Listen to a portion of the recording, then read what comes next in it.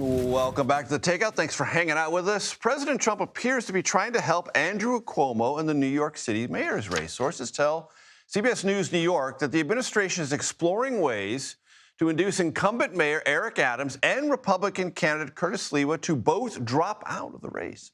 This is important because a recent poll found that in a head-to-head matchup, Cuomo, if the poll is correct, big if, would defeat Democratic nominee Zohran Mamdani. Here with me now, NOTUS, remember that is News of the U.S., Politico reporter Oriana González, and Politico White House reporter Sophia Cai. Great to have you both here. This is now a White House story, straight up. Yeah.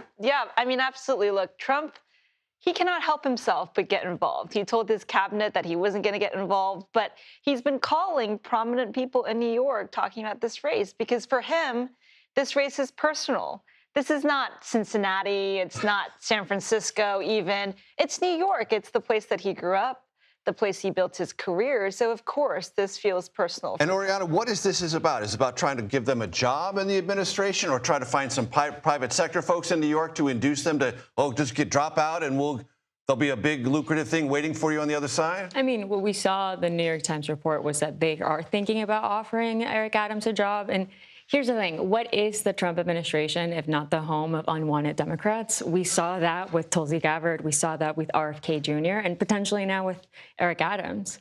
Right.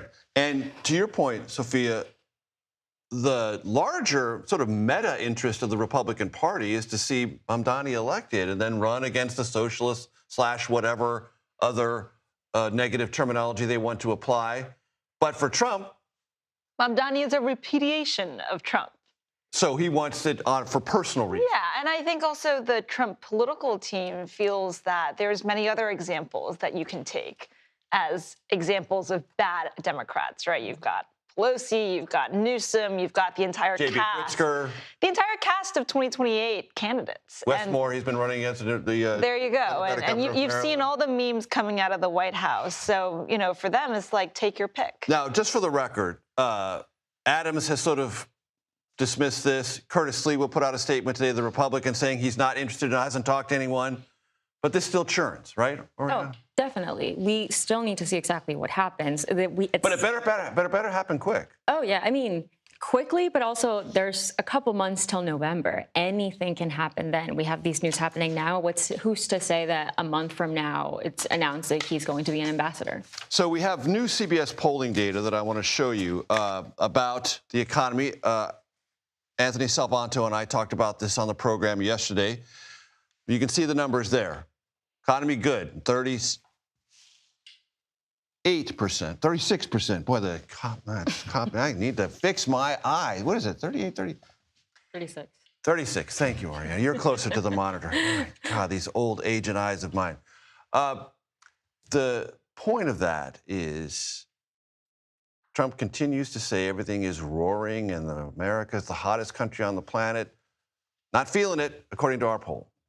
So this is what he ran on, right? I mean, stump speech after stump speech, he talked about the economy and inflation, but now he can't blame it on anyone else. He's 8 months into his term, and he sort of has to take ownership of it. But you can tell that it's top of mind for him. He uses, the economy and mortgage rates to justify his reshaping of the Federal Reserve. Or attempt to reshape it. His attempt to reshape it, yeah. And so this is absolutely top of mind for him, and he knows that people are going to vote on it next year. And Oriana, we opened the show necessarily today with RFK Jr. before the Senate Finance Committee. I want to show you a poll information from our CBS News poll. Today, RFK Jr.'s approval rating, 45%, disapproval, 55%.